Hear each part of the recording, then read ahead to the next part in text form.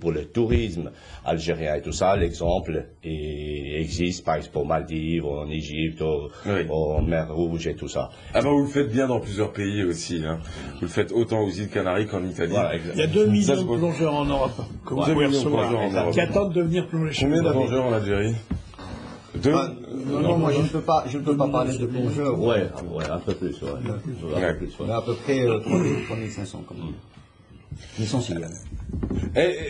Alors moi je me rappelle par contre d'un record du monde, celui de l'apnée, qui avait été fait en Algérie. Bon, c'était pendant la période de la colonisation, et Momo avait battu ce record, mais il n'avait pas été homologué à l'époque, considéré en tant qu'indigène. Himoud Brahimi. Alors ça, un jour on en parlera, et on reviendra avec des images, vous allez voir, c'est fabuleux. Et il n'y a rien à dire de ce côté-là d'Alain Mercier, c'est fabuleux. Et lui, il descendait à l'ancienne, hein, le bouteille de Sco n'est rien. Non, mais vous savez, il y a eu des Turcs qui sont allés à 80 mètres, on n'en parlait pas à l'époque. Ils devaient aller chercher des ancres, voir aussi, et puis les pêcheurs du pont, ainsi de suite. C'est pas nouveau, l'apnée. Aujourd'hui, on en est à un point où ces records dits, on parle de 200 mètres en apnée aujourd'hui. Des folies. Vous savez, moi j'ai fait de la montagne à l'époque, c'était la conquête de l'inutile. On peut transposer ça. On peut transposer ça à l'apnée. Bon, je crois que c'est pas de ce côté-là qu'il faut favoriser le développement de la plongée. Ça, c'est juste des records. On a créé, avec le syndicat européen que j'ai, on a créé la randonnée palmée.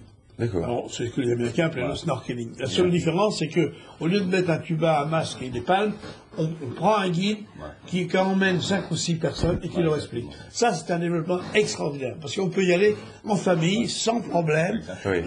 On commence à la surface, et puis, naturellement, on progressera peut-être un jour vers la plongée.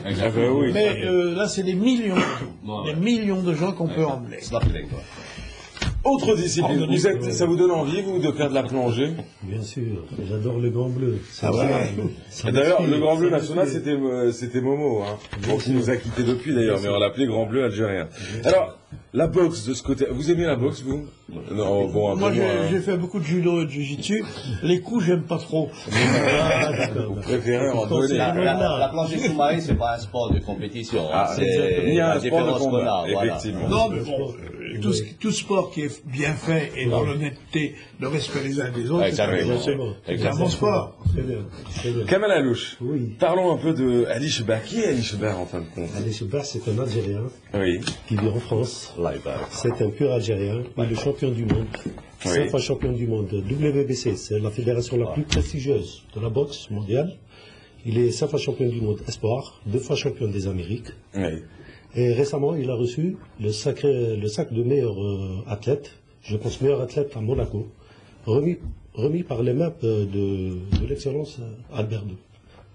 Le prince Albert II. D'accord. De Monaco. Alors, Ali Chebbar qui s'apprête le 25 mars prochain. Réinvente la langue française. C'est votre accent suisse qui a débordé sur moi. Je suis suisse aussi. Alors, c'est vos deux accents. Vous croyez quoi, j'allais vous laisser. Alors, Ali Chebbar, le 25 mars prochain, à Alger, soit la Coupole, soit la Saharcha, pour un combat et pas des moindres. Alors, quel sera l'enjeu de cette confrontation entre lui et Oli Segoun? Oli Segoun, eh ben, c'est la première fois en Algérie.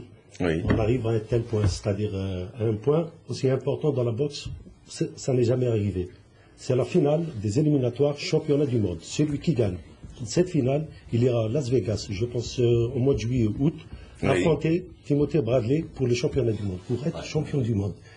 Et cette discipline, c'est des Américains, des Mexicains qui règnent en maître. Donc, pour une fois, un Algérien, quand même, qui va essayer de s'approcher du titre. Donc, on va essayer, Inch'Allah. On a fait des pieds et des mains pour ramener cette organisation, cette finale éliminatoire en Algérie. C'est-à-dire, pour la ramener, il faut faire des enchères. L'autre, c'est-à-dire l'anglais, là, d'origine nigérienne, ils ont, c'est-à-dire, fait les enchères. Ils ont enchéré haut. Nous, on a levé la barre encore plus haute. Question sous-sous, question financement. Eux, ils ont donné. Le fait de faire monter sur le ring en Algérie, vous pensez que ça lui motivera un peu plus, ça le poussera normal. Mais c'est normal. Mais il est fou cet animateur, il pose des questions évidentes. Mais c'est normal, il faut les poser. D'accord, allez, ça ne me dérange pas, vous savez. Eh ben c'est bien. Eh ben, c'était prévu que ça se passe le 28 janvier dernier. Oui. Bon, ça a été reporté vu les événements et tout. Donc on l'a reporté pour le 25 mars. Eh ben, 25 mars, Inch'Allah, ça va être la grande fête. Et j'invite tous les Algériens à venir à la salle Hacha ou bien à la Coupole. Ah, les deux, je pense les deux. Plus de 10 000 personnes en même temps. Hein. Pourquoi pas? Oui. J'invite tous les Algériens à venir supporter Ali Sebah parce que c'est un pur sang algérien. Qui est entraîné par son père d'ailleurs. Par son père et par Nasrif Sah, qui est en même temps promoteur et organisateur de l'événement. De l'événement. Ouais. Alors l'autre événement bien sûr c'est ce premier salon national de la plongée sous-marine, une thématique, l'écotourisme. Ouais. Vous avez des opérateurs à cette occasion ou pas? De quel opérateur? Différents qui viennent du secteur public ou du secteur privé.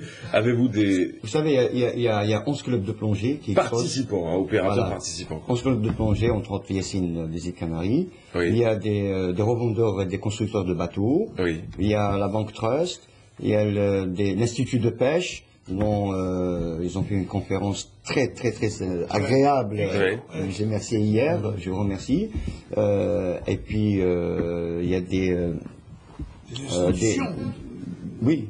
Des institutions. Tout à fait. Et puis il y a des revendeurs de matériel. Et il y a plein de monde, et c'est la première édition surtout. Et peut-être que dans 36 ans, vous arriverez à la 37e édition, et là vous serez invité en Suisse sur la TSR, et là un présentateur vous dira, au bout de 37 ans de votre festival, 38 ans, au bout de 38 ans, en fin de compte, qu'est-ce que vous gardez, vous, de ce salon, et puis surtout de ce festival, et qu'est-ce qui vous a le plus marqué? Y a-t-il un souvenir comme ça qui... il y en a beaucoup, bien sûr. Foire, plutôt en ce qui concerne du festival, de ce premier festival, hier, je peux vous dire que j'ai vécu dans une ambiance assez extraordinaire. Oui. Les gens sont d'abord heureux de se retrouver.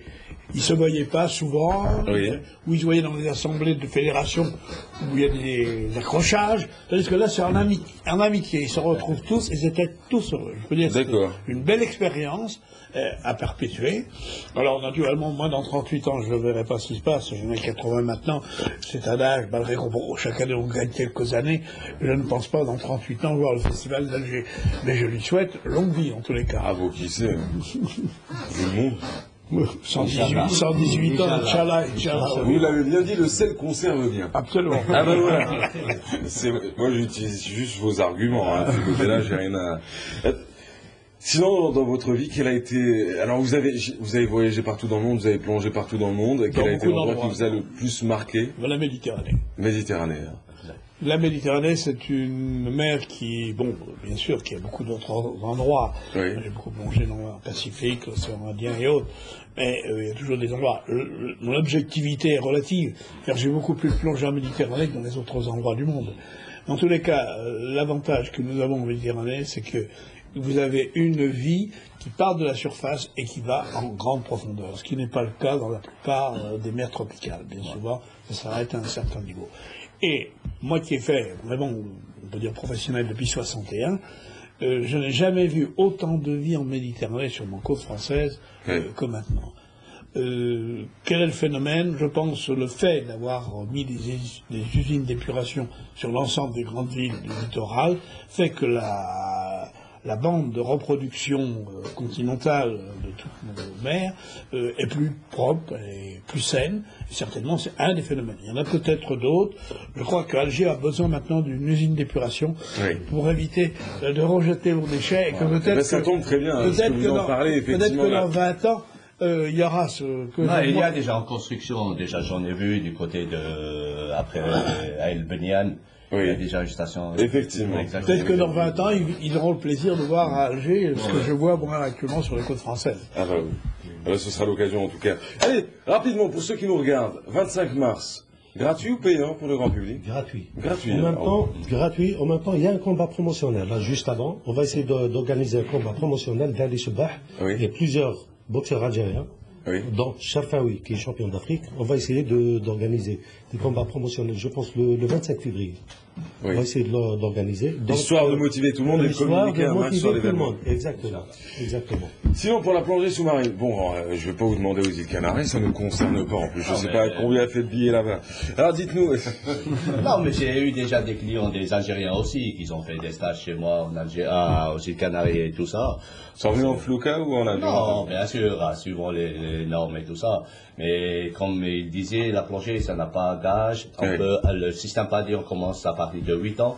Ah, il le défonce en système PADI. Oui, c'est tout à fait normal. Oui. C'est tout à fait normal parce que je suis membre professionnel PADI. Et donc, ce qu'on offre, on doit le mettre, bien sûr, en... Allez, les questions pratiques pour finir en Algérie. Vous connaissez bien le terrain, vous. Pour ceux qui veulent pratiquer de la plongée sous-marine, faut aller...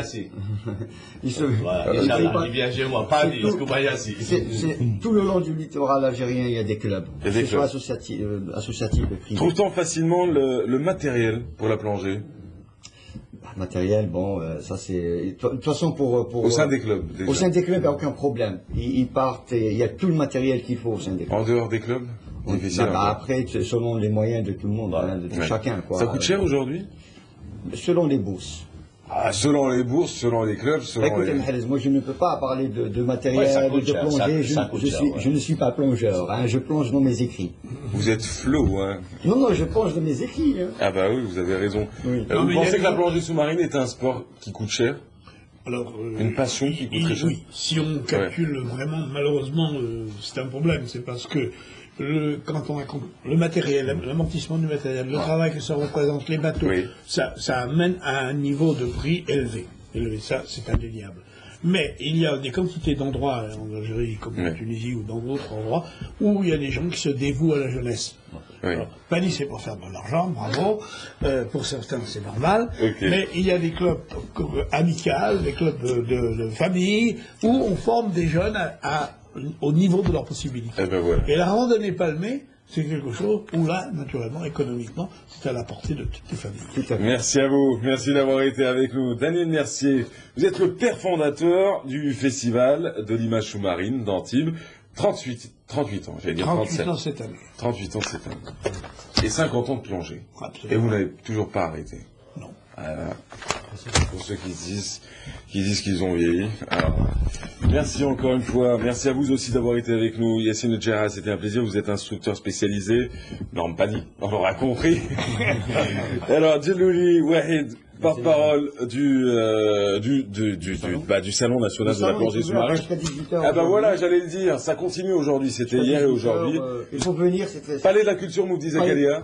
Alger sur les hauteurs. C'est un très beau palais d'ailleurs à découvrir. Absolument. Ah bah oui, avec la forêt, la vue sur Alger et tout. C'est magnifique ça. Je crois qu'il faut recoloniser l'Algérie pour prendre... Et puis, la louche. Merci encore une fois, vous êtes membre du comité d'organisation de ce combat, Ali Chebar contre Ali Oli Segoun, le combattant anglais d'origine africaine.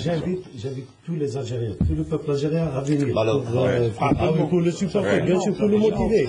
Il est connu partout, sauf en Algérie. Donc, moi qui vois l'info, la météo dans quelques instants dans la matinale. Restez avec nous. À suivre également notre adresse email, bien sûr, bonjour d'Algérie@entv.dz. Questions, suggestions et réactions. Et notre page Facebook pour les meilleurs moments de la matinale avec des extraits, dont celui-ci. Vous pourrez vous voir sur Internet. Sympa.